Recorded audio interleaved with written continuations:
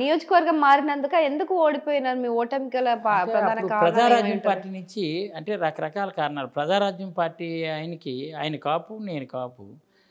36,000 ఓట్లు పడిపోయాయి. కాపు vote bank బాగా చీలిపోయింది. బట్ అయినా 600 ఓట్స్తో డిఫీట్ అయిపోయింది. 2014 జగన్మోహన్ రెడ్డి గారు చేసిన సంస్థాగతంగా అప్పటికి ఇక్కడ ఎస్టాబ్లిష్ అవ్వలేకపోయింది. నేను జిల్లా కాంగ్రెస్ ప్రెసిడెంట్గా ఉన్నాను. సో రాజశేఖర రెడ్డి గారు ఇచ్చారు జిల్లా కాంగ్రెస్ ప్రెసిడెంట్. మళ్ళీ ఇందులోకి వచ్చిన తర్వాత జగన్మోహన్ రెడ్డి గారు ఇచ్చారు జిల్లా వైఎస్ఆర్ కాంగ్రెస్ పార్టీ. అవును. కానీ ఆ జిల్లా కాంగ్రెస్ ప్రెసిడెంట్ ఇచ్చినప్పుడు కాంగ్రెస్ పార్టీ బలోపేతం చేసి వైఎస్ఆర్ కాంగ్రెస్ పార్టీ సంస్థాగతంగా చేయలేకపోయిన లేనప్పుడు ఎలక్షన్ ఒక 2-3 months ముందు ఉందనగా 2014 2 months 1 month ముందు వచ్చింది. సంస్థాగత నిర్మాణం చేయడానికి కుదిరింది కాదు.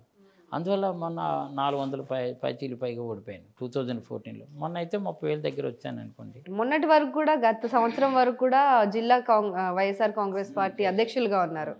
మళ్ళీ ఎందుకు ప్రసాద్ గారికి ఇవ్వడం జరిగింది? అంటే ఈక్వేషన్ నాకు కూడా అంటే ఇంక ఎలక్షన్స్ దగ్గరకు వస్తున్నాయి,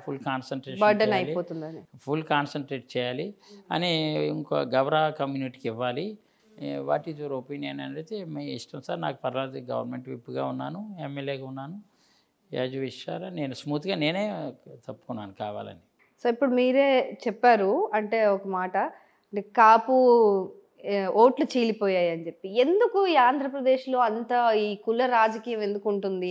అంటే ఓట్లు కూడా కులం చూసేస్తారా? అంటే కాలక్రమేణా రాజకీయాలు కూడా చాలా మార్పులు వచ్చాయండి. కాపు ఓట్ బ్యాంక్ని రియల్గా కాపు కమ్యూనిటీకి సరి అయినటువంటి న్యాయం, కానీ కాపులకి న్యాయం జరుగుతున్నటువంటిది ఎక్కడంటే జగన్మోహన్ రెడ్డి హయాంలో. మీరు చూడండి, చాలా సామాజిక వర్గాలు ఉన్నాయి ఇక్కడ, చాలా సామాజిక వర్గాలు. గవర సామాజిక వర్గం ఉంది, కార్పొరేషన్లో గవర సామాజిక వర్గం ఉంది, వెల్మ సామాజిక వర్గం ఉంది. కానీ ఏ సామాజిక వర్గానికి కూడా పర్టికులర్గా ఇప్పుడు వైఎస్ఆర్ చేతి అని పెట్టి ఆయా సామాజిక వర్గాలకు వైఎస్ఆర్ చేతి వస్తాయి. బట్ కాపు నేస్తం అనేది కాపు సామాజిక వర్గం ఒక్కదానికే సెపరేట్గా పెట్టారంటే ఎంత బ్రాడ్ విజన్ ఆలోచించండి. అలాగే కాపులకి జస్టిస్ చేస్తున్నది జగన్మోహన్ రెడ్డి తప్ప ఇంకొకరు కాదు. ఈరోజు కాపులను అందరిని కూడా ఉపయోగించుకొని కాపులు వాడుకుందాం అని చెప్పి ఈ పవన్ కళ్యాణ్ లాంటి వాళ్ళు వచ్చి ఇప్పుడు కాపుల గురించి అని అన్నటువంటి ఆయన ఇంకొక తెలుగుదేశానికి వ్యవస్థలన్నీ భ్రష్టు పెట్టించినటువంటి తెలుగుదేశాన్ని గెలిపించడం కోసం వచ్చాడు తప్ప కాపులను ఉద్ధరించడానికి అయితే కాదు. అయితే మరి వైఎస్ఆర్ కాంగ్రెస్ పార్టీలో జగన్మోహన్ రెడ్డి గారి ప్రభుత్వం ఈ హయాంలో మీకెందుకు మంత్రి పదవి రాలేదు? అంటే నిన్న మొన్న వచ్చిన నాయకులు కూడా మంత్రులు అయిపోయారు. మీరు మరి ఏమన్నా ఈ విభేదాలు ఏమన్నా ఉన్నాయా, లేకపోతే తారతమ్యాలు? విభేదాలు కాదు, కొన్ని ఈక్వేషన్స్ కుదరక అక్కడ ఇప్పుడు ఎట్లా వచ్చిందంటే ఈ ఉత్తరాంధ్రలో ఉన్నటువంటి 3 జిల్లాల్లో కూడా యాక్చువల్గా 3 జిల్లాల్లో ఉన్నటువంటి కాపు కమ్యూనిటీ జనరల్లీ కాపులు they are called as a Kapu, but they are purely belongs to తూర్పు కాపు. మేము అందరూ తూర్పు కాపుల కింద వస్తాం. కానీ అక్కడ సిచ్యువేషన్ ఎట్లా వచ్చిందంటే విశాఖ జిల్లాలో ఉన్నటువంటి వాళ్ళకి రాజశేఖర రెడ్డి వచ్చే వరకు కూడా తూర్పు కాపులుగా మమ్మల్ని పరిగణించలేదు, ఓసీ కాపుగా ఉంచారు. ఆయన జీవోఎంఎస్ నెంబర్ 62 తీసుకొచ్చాక నెంబర్ 62 తీసుకొచ్చాక తూర్పు వైపు ఉన్నటువంటి 3 జిల్లాల్లో ఉన్నటువంటి కాపులు అందరూ కూడా తూర్పు కాపులే అని చెప్పారు.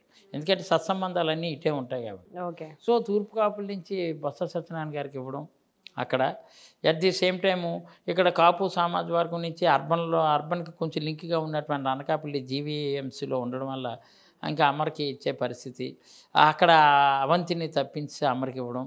ఫస్ట్ ఇనీషియల్గా అవంతికే ముందు నాకే ఇస్తారనేసి సాయిరెడ్డి గారు వాళ్ళు చెప్పారు.